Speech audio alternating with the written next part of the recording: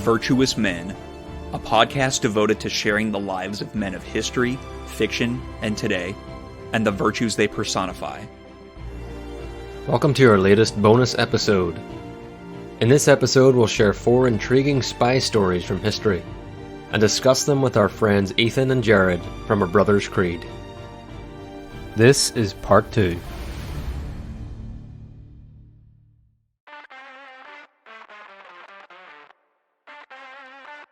All right, Jamie, I think you're up next. I'm up next, yeah. When we were doing Spies, I kind of thought of this time period right away, which is World War II. It's kind of my favorite area of history. I just find it fascinating. So many things happened. We all know the story of World War II, but there's so many little stories within it. So this is one of those. All right, here we go.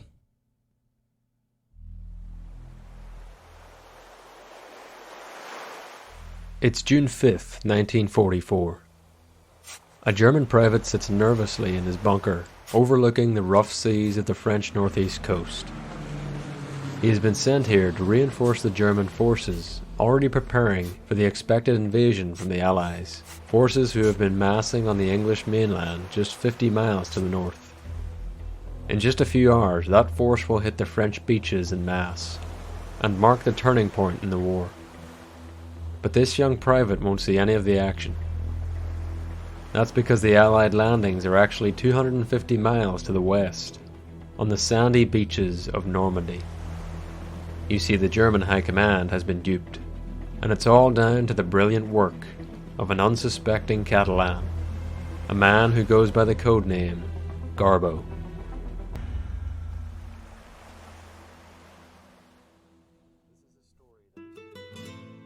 This is a story that is truly stranger than fiction. One of deception, espionage, and small actions that changed the course of modern history. This is the story of Juan Puyol Garcia, World War II's most notorious double agent. Garcia was born in Barcelona in 1912 to a devout Catholic mother and liberal socialist father. He left school at the age of 16 after falling out with a teacher and went to work as an apprentice in a hardware shop. He was conscripted into the army shortly afterwards and served his mandatory 6 months in the cavalry, hating the whole experience. When the Spanish Civil War commenced in 1936, Garcia served first for the Republican Communist forces and then defected to Francisco Franco's nationalist fascists. But both he and his family were mistreated by both sides during the war, and the experience left a bitter taste in his mouth for both communism and fascism, and by extension he came to loathe both Nazi Germany and the Soviet Union. Barring some unsuccessful overtures to Hitler from Franco, Spain remained mostly neutral throughout World War II. But Garcia hated Nazism, and seeing its threat to his homeland, wanted to do something, as he put it, for the good of humanity. In January 1941, Britain was the only country standing in the way of Hitler's Third Reich. So Garcia approached the British via the embassy in Madrid. But he was rejected 3 times, so he sought to make himself a hotter commodity, a double agent. He spent a number of months creating a fake identity for himself, as a fanatically pro-Nazi Spaniard in the fascist Franco-led government. After making contact with an agent from the German intelligence agency Abwehr, he was in. The Germans gave him £600 for expenses, some espionage training, and sent him to London to recruit agents for the German cause. But Garcia instead moved to Lisbon, Portugal, and began writing up phony intelligence reports. In 1942, he finally gained the attention of MI5 after the German Navy wasted valuable resources hunting down a convoy of enemy ships that didn't exist.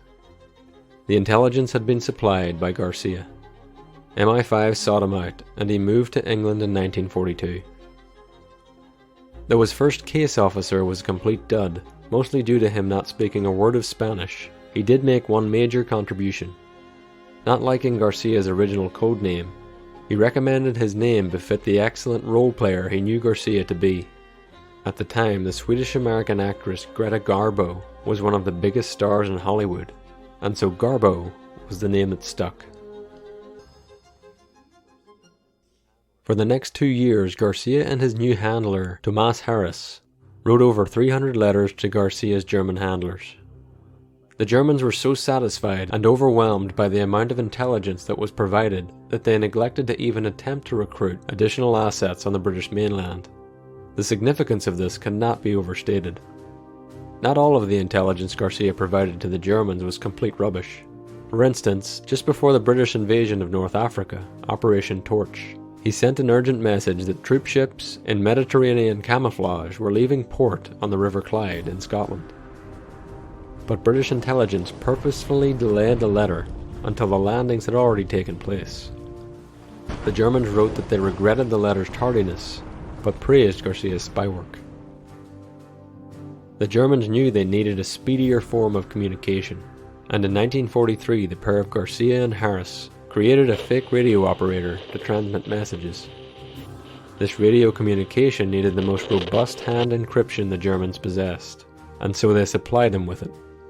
Garcia in turn supplied it to Harris, who gave it directly to the brilliant minds at work at Bletchley Park, Centre for British Code-Breaking Efforts. Having both the source text and the text from the German Enigma machine, this played a fundamental role in Alan Turing and his team eventually breaking the Enigma code. By January 1944, the Germans knew they were on the ropes. With American troops massing on the British mainland, Hitler's intelligence officers were signaling that a major Allied invasion of the French north coast was imminent. Garcia was asked to keep them informed, and he got to work doing just that, but not quite as they had planned.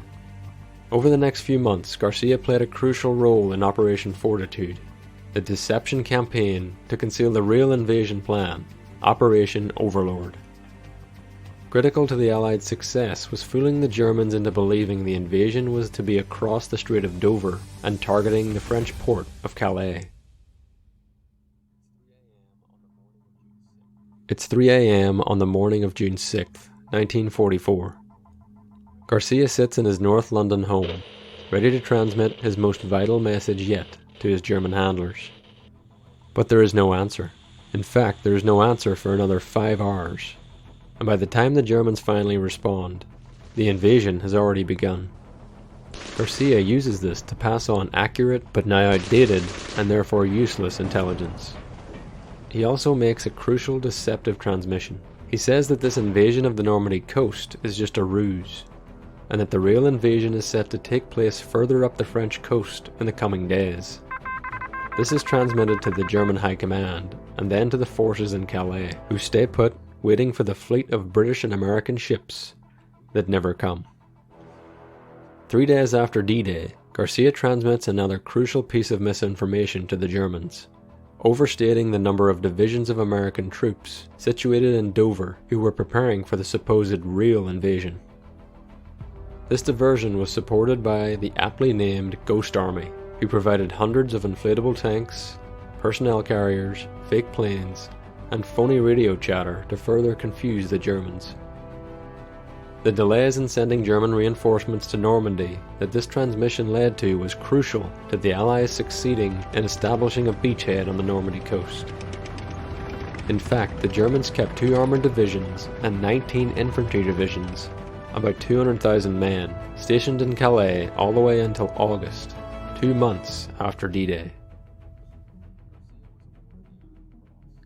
Garcia was awarded the Iron Cross, a military honour dating back to the 19th century by the Führer himself for his services to Nazi Germany. Garcia ironically replied via radio his humble thanks, stating that he was truly unworthy of such an honour. Garcia was almost exposed as a double agent in September of 1944, and he was protected by MI5 and brought out of the limelight. He received an MBE, Most Excellent Order of the British Empire, in November for his services to Great Britain. After the war, Garcia's life didn't take a turn for the normal, but for the surreal. Fearing Nazi reprisals, he travelled to Angola in 1949 and faked his own death from malaria, with a little help from his contacts at MI5. He moved to Venezuela where he remarried and lived out a peaceful life. On the 40th anniversary of D-Day in 1984, he travelled to the beaches of Normandy where he paid his respects to the men who died there. 4 years later, he died in Caracas at the age of 76. D-Day and the subsequent 2 months of fighting to gain the Allied foothold in German-occupied France cost the Allies over 225,000 casualties. But that number would have been much, much higher had Juan Puyol Garcia not followed the inner conviction to do his part in the war effort. His contributions, from his brilliance in gaining the trust of the Nazis, to his role in breaking Enigma, to his deception of his German handlers in pulling off the D-Day invasion, make Garbo stand out as one of the most important men in World War II, having never even fired a shot. Excellent. Wow. Pretty interesting. That is quite a story. I don't think I've ever heard that story. Yeah, it's funny when you Google Garbo, the actor comes up. You have to Google it, Garbo Spy. Which I thought was really interesting because that's, he got his name from her. So yeah, she's a beautiful actress. So Well, of course, yeah. Kind of what pops up in Google first. Well, and if you're a spy by nature, you're supposed to be in the shadows. So naturally. Yeah. I had heard about the kind of the ghost army before and a little bit about that story, but that's kind of cool how it played into the trickery of Garbo kind of giving this false information. And I thought it was funny that the Germans they were like, that was just a little bit too late, but great job. You're doing so good. It's like there's this consistent pattern of him always being like a day late. Oh, right. Sorry, I just missed you. It's like, but good job. Next time. Yeah. It's fascinating too. It's like what you were saying, Ethan. It's really fascinating too, how his actions there was kind of this ripple effect of his work affected Alan Turing's work and then the Ghost Army's work. And it's interesting, look, especially in World War II, these stories tend to have a ripple effect of this seemingly disconnected event had a major impact on this event that had an impact on that event. Like there's this cause and effect all throughout World War II stories, and super fascinating. Yeah. Also, you're a good double agent when the enemy gives you a metal cross as an honor for your service. Yeah, it's like a big military honor for the Germans. It's from like the 19th century. It's not just a small, civilian honor. It's a military honor. So it wasn't insignificant that they gave him that. It's just so funny, his response. Oh yeah, I'm not worthy. Funny. I'm not worthy. Just send it to me in the mail. Well, it's interesting too, because you never really hear about Spain when you talk about World War II. It seems that the minute you talk about World War II, there are certain countries that come to mind, but Spain isn't one of them. So it's nice to hear another side of the story from World War II, knowing that it wasn't just these countries at war, it was the world, and Spain is no different. So fascinating.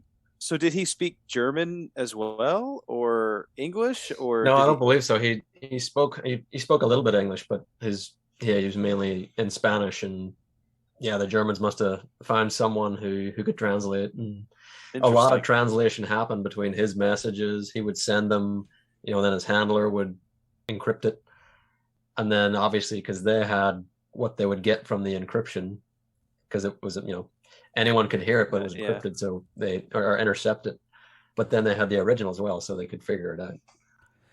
Is he just regarded as a major hero in Spain to this day, or is he still largely unknown? Yeah, well, it's funny because Spain, they were neutral in World War II, so he's more of a hero to the Allies, specifically to the British than anyone else. That's interesting. Yeah, you would think that Spain would just revere a guy like that. Yes, I think Spaniards kind of try to forget that time in history because the rule under Franco was so horrible that they had the whole Spanish Civil War, and then Franco came in and he was a dictator of the country for decades. So not a good time for them. When you said World War II, I thought you were going to talk about the what's that movie, Valkyrie, with Tom Cruise, where they try to assassinate Adolf Hitler with a suitcase. Also another legendary spy tale, I guess you could say. Yeah, that movie is awesome, and it's so anticlimactic though, because you get to the end and you're like, they all just got killed. Yeah, it's not like Inglourious Bastards or something. Right. Yeah, exactly. Yeah. Excellent. Well, that was really good. Yeah, that was well done. That was great. I too love World War II, and the story that I did was also a World War II story. But this was actually kind of like at the very beginning of the war, and yours kind of was kind of mid to late. And so it was really interesting to see the similarities between the two. Mm-hmm. Oh, this ought to be good. All right, Ethan.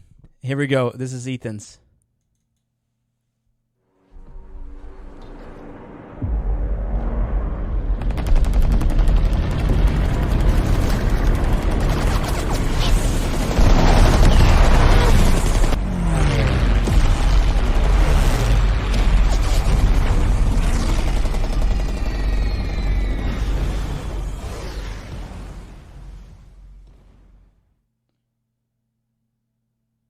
December 7th, 1941, a day which will live in infamy. A day, according to some, that could have been avoided thanks to the bravery and sacrifice of one man. Duško Popov was born on July 10th, 1912, to a very wealthy Serbian family. Duško grew up in a life of luxury, sailing, riding horses, playing water polo and tennis at all of the fancy country clubs. At 16, he went to England for school, where he learned to love a free country. In 1934, he moved to study a doctorate in law at the University of Freiburg in Germany.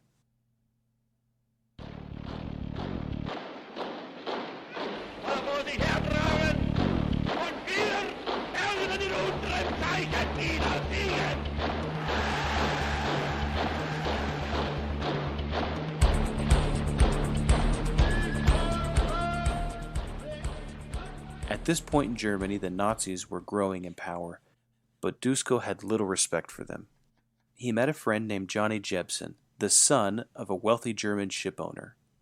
Duško said of the two, "We both had intellectual interests, but on the side we were addicted to sports cars and sporting girls, and we had the money to keep both." The two attended debates at the Foreign Student Club, where Duško gave some pro-democracy speeches that caught the attention of the Gestapo. In late 1937, Duško was arrested.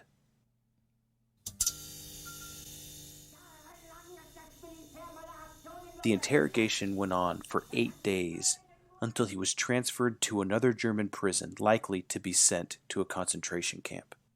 Luckily, his friend Johnny came to his rescue and raced to Switzerland and called Duško's father and told him what was happening. Having significant political influence, Duško's father was able to get him released. He returned to Belgrade, Yugoslavia, to practice law.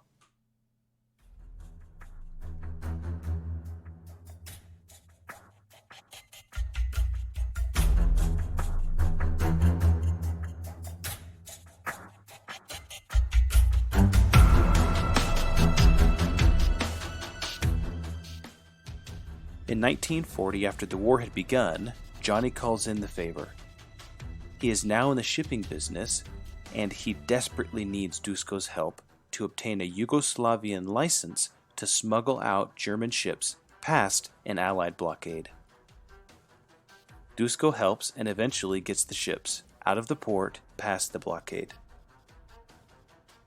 Johnny confides in Duško and tells him that he is a member of the Abwehr, the German military intelligence.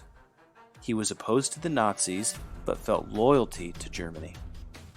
Plus, it allowed him to keep living his luxurious lifestyle. Johnny asked Duško to help him compile a list of French collaborators that would be sympathetic to Germany if they invaded. Duško agreed, and a few weeks later gave the German Abwehr the list. However, he duplicated the list and handed it off to the British government as well. The British were thrilled and told him to keep in touch with the Abwehr and let them know what he finds. Through Johnny, Duško is connected with the Abwehr commander. who thanked Dusko for the list and asked him for more help. The German intelligence commander needed a man who could roll with the top levels of British society and gather information. He thought that Dusko was just the man for the job. He gave Dusko a few days to decide, and Dusko immediately went to the British government and talked to the chief of MI6, who wanted him to accept the offer from the Abwehr and become a spy for Britain. Out of this opportunity, a double agent was born. Dusko accepted the offer from Germany to be a spy and was given the codename Ivan. At the same time, he was relaying information back to Britain as their spy with the codename Scoot. The Germans instructed Dusko to gather information on the defenses of the English coastline, locations of military sites and bases, and identifying any weaknesses that might exist. Did Johnny know that his friend would betray the Germans and become a double agent? Maybe, maybe not. But before Dusko left for London, Johnny told him that he could get him some information on Germany's plans to invade England, so he might have had his own plans to double-cross.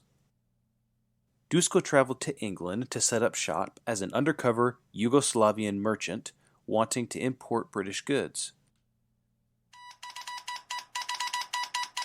He begins feeding the Germans just enough information to keep them interested. Some things he shares are true, but do no harm. Other things are half-true facts meant to mislead, and some are pure lies that could not be verified. One scheme that Dusko was involved in was dubbed Operation Midas. The Germans were having issues paying their British agents. With MI5's approval, Dusko realized that he could become a middleman and pass along the money by laundering it. This essentially meant that the German Abwehr was directly funding MI5's double agent program. All this, and the Germans even paid Dusko a 10% commission for every transaction. His reputation as Ivan and Scoot were both growing quickly.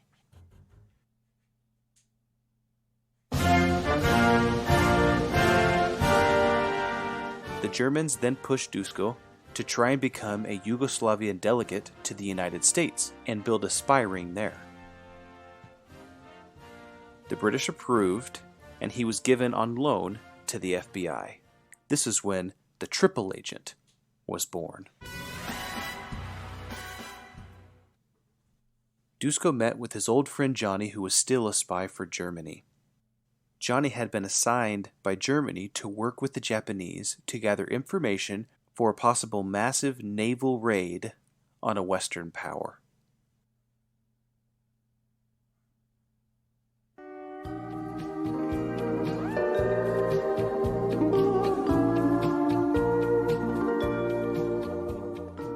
The Germans then gave Dusko a mission to go to Oahu, Hawaii, and gather information about military facilities and defenses, in particular, the naval base at Pearl Harbor.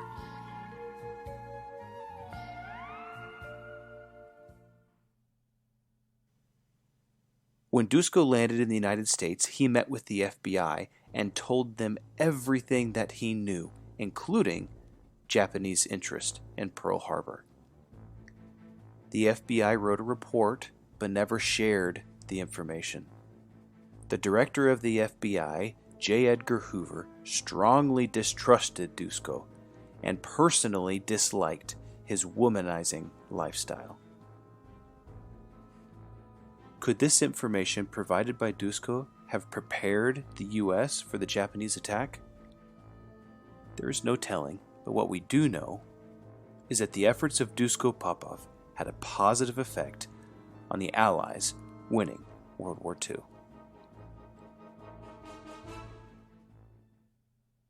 Dusko continued to feed the Germans false information.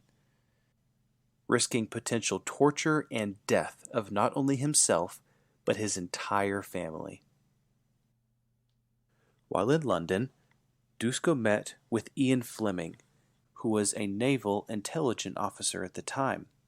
He was so impressed with Dusko that he based his later James Bond novels around Dusko's life. In the early 1980s, years of chain smoking and heavy drinking had taken a toll on Dusko's health.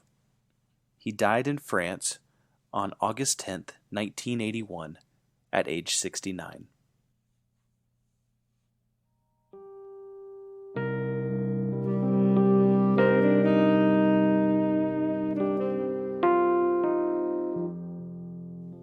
From playboy millionaire living a lifestyle of luxury to international triple agent, Dusko Popov, lived a life of duty and action.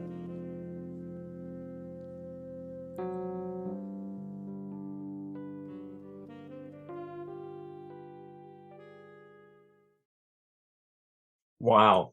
I didn't know that. I didn't know that he was the guy who inspired the whole 007 thing. I definitely lost it at that part when I heard the 007 music. Yeah.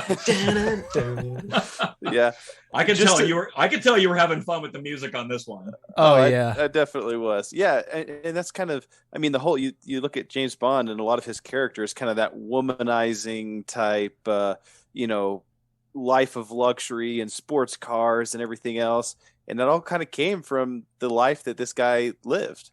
And so it's kind of cool. It's incredible. Yeah. Very cool. It definitely highlights too what you touched on in one of the earlier ones about just how hard that life could be with shifting loyalties and things like that, like betraying friends or family or whatever. It really illuminates how difficult that line of work must be for that reason. Yeah. If you think about it, this guy could he's got a license to do whatever he wants. He's a spy of the Germans, a spy of the British, and a spy of the Americans, so he can't cross anybody. Yeah, for real. He's good for all fronts, Crazy how you could keep all those balls juggling in your head. Like a triple agent. You got to know so many names. You can't mess up. You can't use the wrong name at the wrong time. That's just incredible. Someone has that capacity in their mind to pull that off. Yeah, I thought it was crazy. While he was kind of the main agent during or in London at that time and towards the beginning of the war, he had actually built a little bit of like a triple spy ring there. The Germans had him recruit 2 or 3 other people to be under him as German spies. Well, he did that, but he recruited them from the British spy agencies.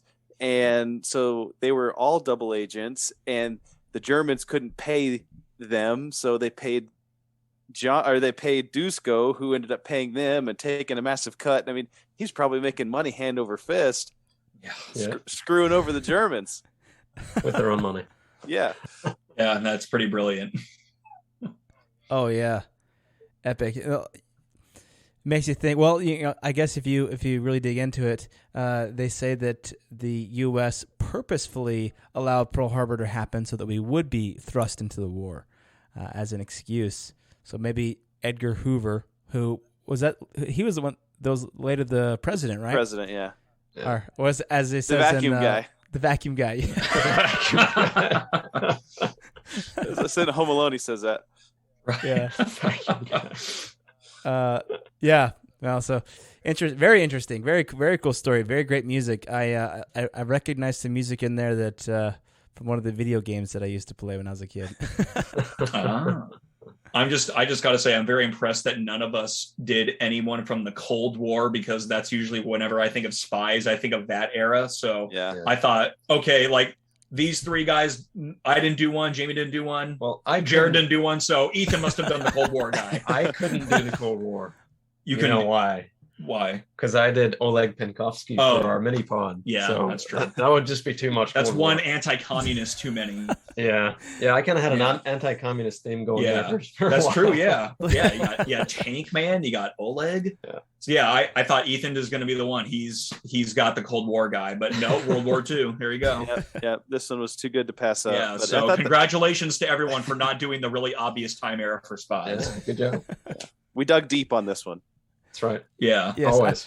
I was like, what's something that these other guys won't choose? And I was like, okay, I'll do this one. Exactly. That's the hard part. Yeah. I like the fact that we keep it a secret. That's the fun part. Yeah. Yeah. Well, I like the mystery.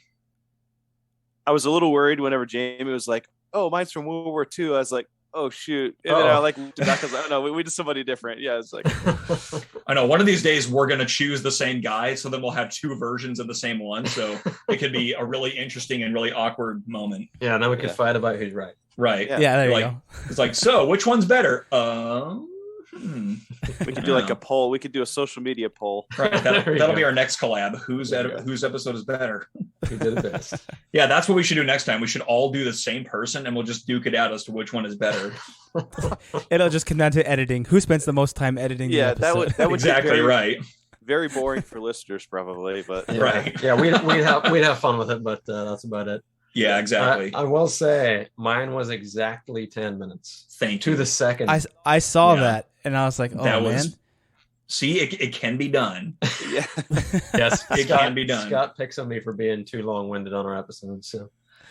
Only because it's true, you know. Scott's like, I can get it done in 5 minutes. Yeah, Brutus, that was probably the shortest thing I've ever done for any of our collabs or ours. It was less than 8 minutes long. Yeah. It was the shortest thing I've ever done for this project. But powerful. Right, that's the goal. That's all that counts. That's all that counts. I'm a big believer in short, sweet, and to the point. There you go. Yeah, I think all these were so great. It's just interesting. You think about the effect that one person can have, and in all these situations, these people weren't maybe necessarily like soldiers out in the field. Really, I mean, in any of these, I don't think. You know, they were just behind the scenes actors that were playing a part, and they had a big impact on, well, some of them, on what happened, during that time period.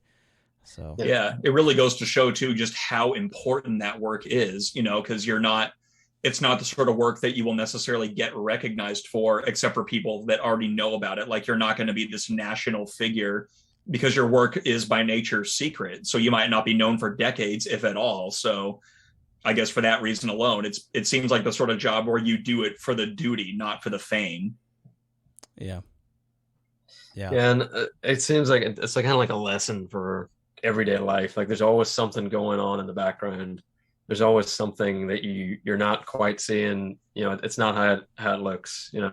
There's always something else that someone else is trying to pull, and it's just funny. Like, we know all the common, like World War II, for example. Everyone knows the common World War II story, what happened. But as I was saying, like before we played mine, there's so much in World War II that you could learn about. You could spend your whole life, and there would still be more stories there. Oh yeah. I think for sure. I think every conflict is like that. Like, there are so many of these little stories that go unnoticed, and yet they had an impact. Yeah. It just goes to, especially in times of conflict, where even the smallest person can change the course of the future. Yeah. And it makes me think of, obviously the conflict going on right now in Ukraine. Like, I'm sure there's stuff like this going on. There's double agents. There's people trying to double cross the other side, and we'll probably not hear about them for decades or more. But I'm sure it's going on. It always is. Oh yeah. And the modern era is totally different with technology and everything, and right. Everything's being monitored, and it's just, it would be wild to see that, and 20, 30 years from now, look back, early 2000s, what this spy was doing this and that, Yeah. But I think most of that we would never even find out about. I think a lot of those spies we never find out about.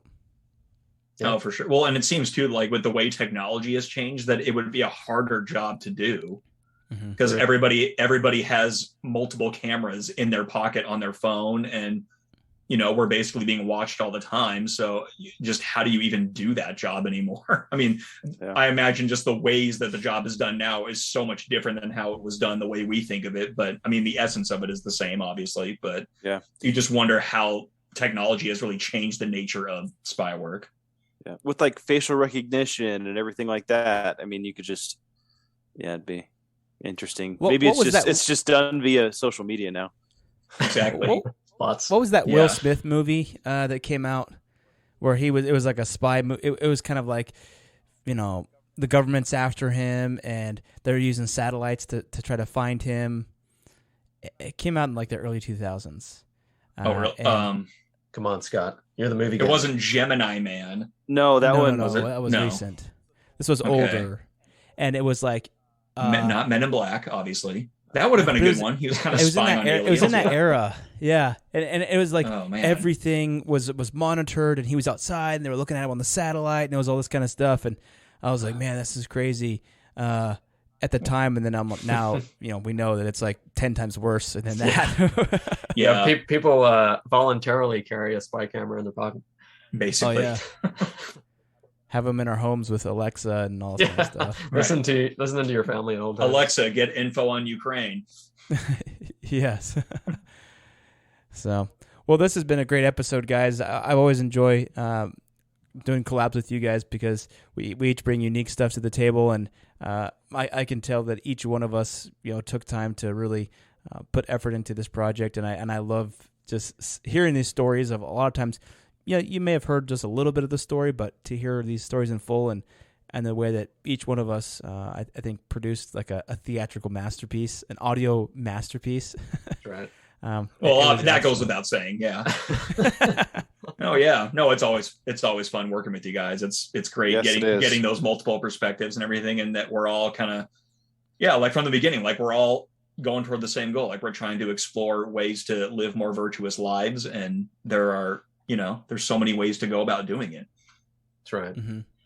Yeah, and I want to say that, listeners, I mean, what does anyone have a good one we should do? And then in the future, any collabs, anything you'd like to see us tackle, let us know.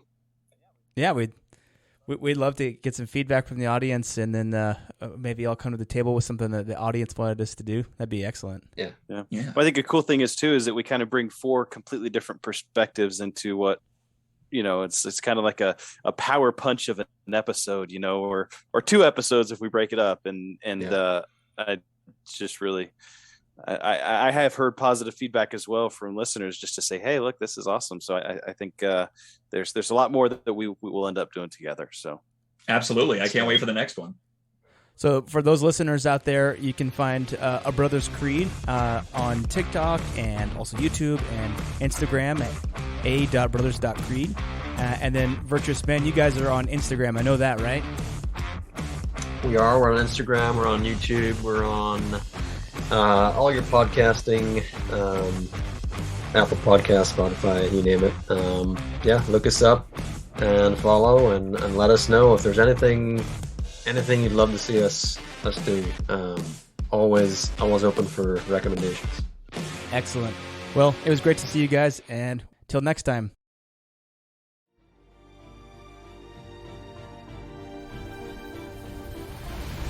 This episode of Virtuous Men was written and recorded by Jamie Adams, Scott Einig, and our friends Ethan and Jared Thomas of A Brother's Creed. If you enjoyed this episode, leave us a review and a comment wherever you're listening, and follow us on our Instagram page at virtuous_men. Join us next time as we take an inside look at our ongoing mini-pod series and read some listener comments in the latest edition of Loose and Unscripted.